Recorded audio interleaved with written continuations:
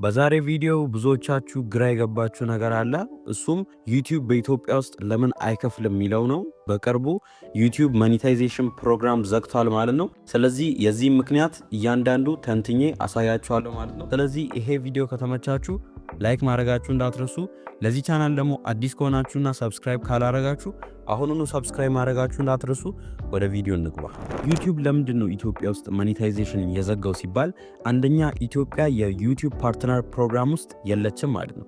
እንደዛ ማለት ደግሞ እኛ የምንፖስተው ቪዲዮ ላይ አዶችንና የመሳሰሉ ማስታወቂያ ፕሮግራሞችን ስለማያሳይ ምንም አይነት ሬቪኒው ወይም ምንም አይነት ገንዘብ ከቪዲዮ መስራት አንችልም። ለምሳሌ ዩቲዩብ ኦፊሻል ሊስት ውስጥ ራሱ ቼክ ብታደርጉ ኢትዮጵያ እዛ ውስጥ የለችም። እንደዛ ማለት ደግሞ የምትፖስቱት ቪዲዮ ላይ ምንም አይነት አድ ሬቪኒው የለም። እንደዛ ማለት ደግሞ ቪዲዮችሁ ከብዙ ሺህ ከሚሊዮን በላይ ቪው ቢያገኝ ራሱ ቪዲዮችሁ ላይ ምንም አይነት አድ አይገባ ማለት ነው። አድ ካልገባ ደግሞ ከቪዲዮ ምንም አይነት ገንዘብ አትሰሩ ማለት ነው። ሌላኛው ችግር ደግሞ ራሱ አድ ነው። ምንድነው?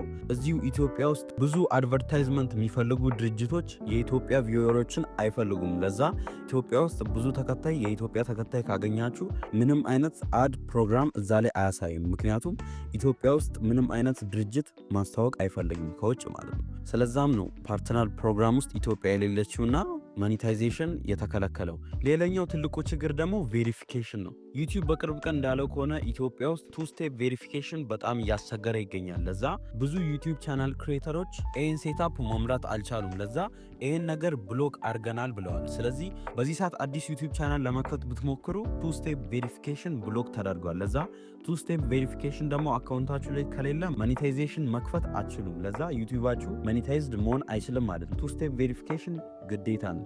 ስለዚህ ካሁን በኋላ ዩቲዩብ መጀመሪያ ያሰባችሁና ይህን ነገር እንዴት ፊክስ እናደርጋለን እንዴት እናስተካክላለን ብላችሁ የምታስቡ እነዚህን ነገሮች ማስተካከል አለባችሁ ማለት ነው።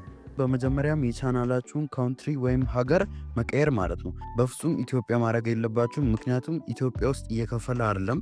ስለዚህ ዩኤስኤ፣ ዩኬ፣ ኬንያ ወይም የመሳሰሉ ሀገራትን መምረጥ ትችላላችሁ። ልብ በሉ፣ እዚህ ጋር ስትመርጡ ዘመድ ወይም ደግሞ የሆነ ጓደኛ ነገር ከዚህ ሀገር ውጭ መኖር አለበት ማለት ነው በምታደርጉበት ካውንትሪ። ዩኤስኤ ካረጋችሁ ለምሳሌ ዩኤስኤ ውስጥ ዘመድ ወይም የሆነ ጓደኛ ነገር መኖር አለበት። ስለዚህ በሱ ስም ትከፍታላችሁ። ሁለተኛ ደግሞ ዩቲዩብ አድሴንስ አካውንታችሁን ሴታፕ ታደርጋላችሁ።